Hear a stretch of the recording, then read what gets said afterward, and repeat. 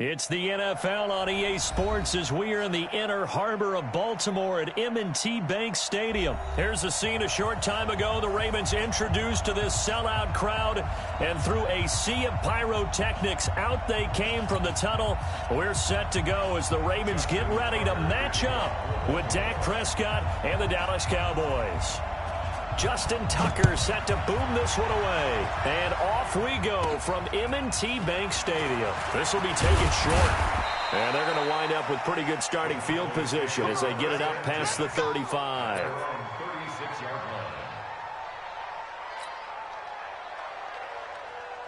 So from the 36 now, 1st and 10. Here's the first carry for Ezekiel Elliott. And he'll hope that this is not a sign of what's in store as he has to fight just to get back to the line of scrimmage. Call it no gain on the play, and it'll be 2nd down.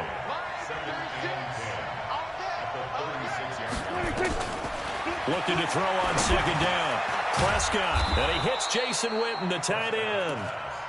They'll wind up getting 10 back as that sets him up for 3rd down. I do believe we'll see a little bit more of this as this game progresses, because when you can have that type of a game in the middle of the defense, it hurts them in so many ways, because most teams like to be strong down the middle. And if you can sting them there, that opens things up for you on the outside as well. But that's where their big tight end, is so good, that middle third, the seam routes, the in routes. Yeah, you're right. Probably see more of that. Yeah, it takes a lot of courage and fortitude to go in the middle as well, and he's got it. Now a 3rd down throw, but it misses the target, incomplete.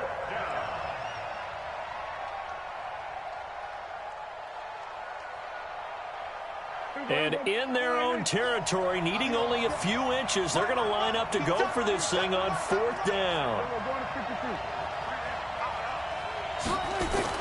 They're indeed going for it. It's Prescott. He's got his target. It's Cobb.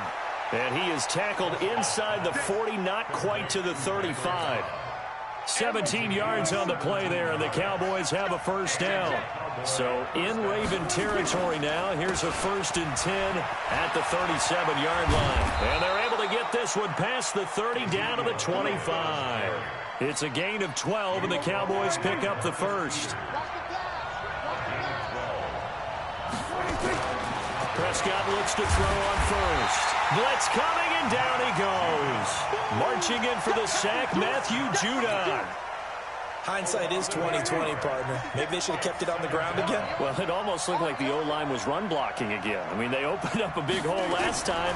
This time they opened up a hole, and the quarterback got sacked. The 2nd down attempt there, knocked down as it leaves the quarterback's hand, and it's incomplete. The 7th play now in this opening drive. This is 3rd and long, though.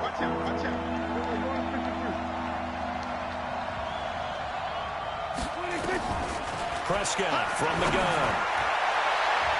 That's going to be knocked away and incomplete. Certainly looked like they were getting ready to convert there on 3rd down, but what an effort to get his hand on that one, knock it away, and brings up a 4th down decision. And he's going to miss this one wide to the left from distance. It's no good, and this will remain a scoreless game. Well, that opening drive looked good for a moment there, but they'll wind up being turned away thanks to the missed field goal. And those especially hurt when you come into a game on the road. You're trying to get things to go your way early, and now you suffer a setback right out of the gate. Now the first play of the drive there is incomplete. Marquise Brown was the intended target, and now it's 2nd down. They'll fake the give to Ingram. Now Jackson. And this one incomplete. Too much contact to hold on to that one, and it's 3rd down. The beauty of being able to play a zone defense, when you can sit back and see the ball coming out of the quarterback's hands, guess what? Creates a lot of confusion, kind of a muddle in the middle of the field where you can go make a play on the football. And he'll be taken down, but not before he works it past the 50. Jackson on 1st down. Being chased out left. He's going deep for Brown. And that is incomplete. Took a shot there on 1st down, but he couldn't reel it in. So now 2nd and 10 after the incompletion on 1st down. Here's Snead as they run the jet sweep. And they'll get him down as he's inside the 40. Well, that play looks familiar because we saw them working on it in practice this week. And for a lineman trying to block on this play, they love when they get the defense moving in one direction. And when they try and change directions, it's a lot easier to pick them up and ward them off. Tackle made there by Chidobe Awuzie. 3 yards on that last carry. Here's 2nd and 7. To throw is Jackson. Got a man. It's Brown. And he gets this one inside the 15, just a yard or two shy of the 10. That one covers 24 yards. It's a first down. First and 10 at the 11-yard line. And this will probably be the last play of the quarter. We're scoreless after one.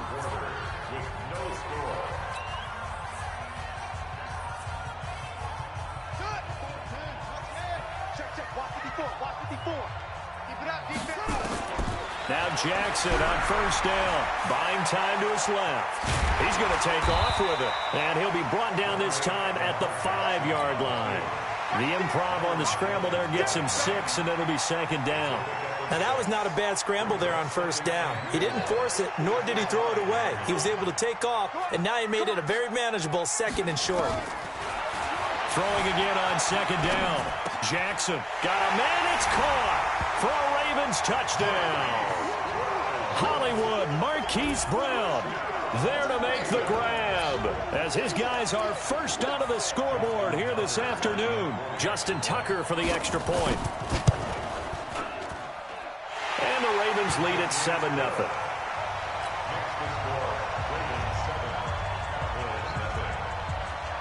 Tucker now to kick it away following the touchdown. This one taken just inside the 10. And a nice return sets him up pretty good here at the 30-yard line. About set for this next drive by the Cowboys offense. Last time out, they had that long 50-plus yard field goal that they missed. And I'm sure on their sideline they're thinking to themselves, okay, do we still want to try one if we're in that position again? And I would dare say that the answer would be yes. They're going to have a lot of confidence in their kicker. But just to be on the safe side, I'm sure they told their offensive guys, can we get a little bit closer this time? Closer. Yeah, I'd rather get in the end zone first and foremost. But if all else fails, less of a field goal attempt for him. And he'll get up near the 45. They'll spot it at the 44. That one a first down pickup of 8. So after a good run by Zeke, another 1st and 10. Off play action to Elliott. Here's Prescott. Got an open man. It's Michael Gallup. And he is tackled inside the 40, not quite to the 35. Right about 20 yards on the pickup. And officially, they'll say it's going to go for 19.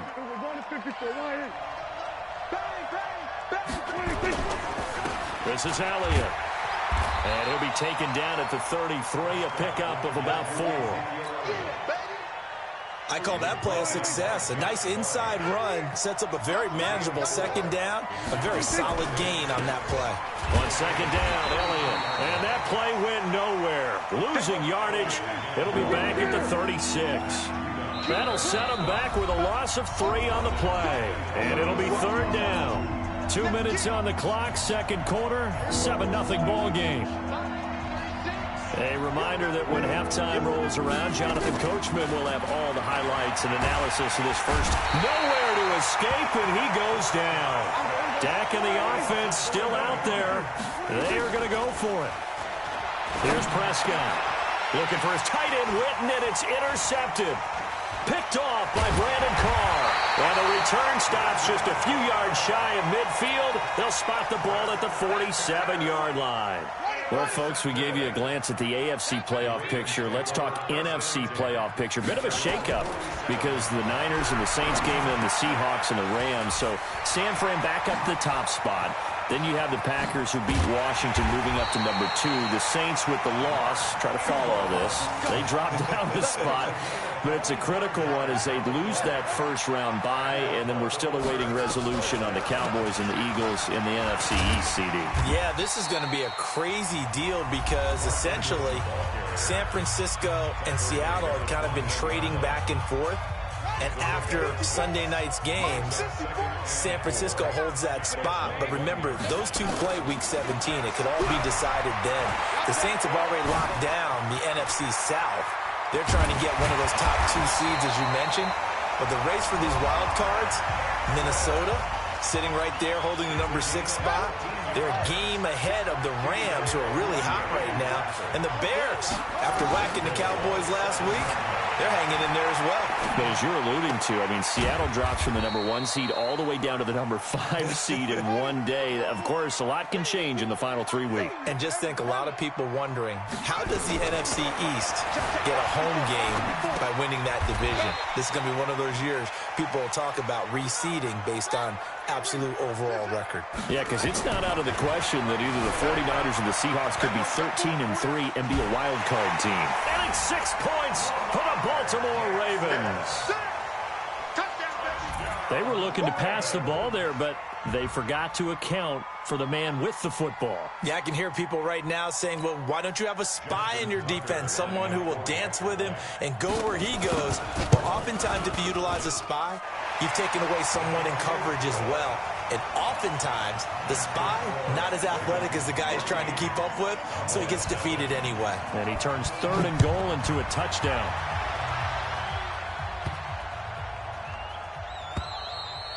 And that'll carry over the back line of the end zone for a touchback.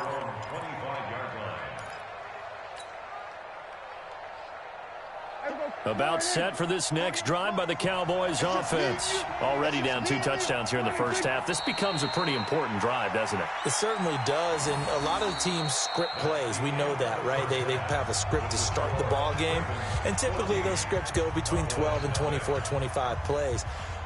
Down 2 touchdowns early, probably not very deep into their script. I think that they'll stay with it. I don't think they'll abandon it just yet and try and generate some offense on this drive. Anything. At least 3 points, get that 0 off the board.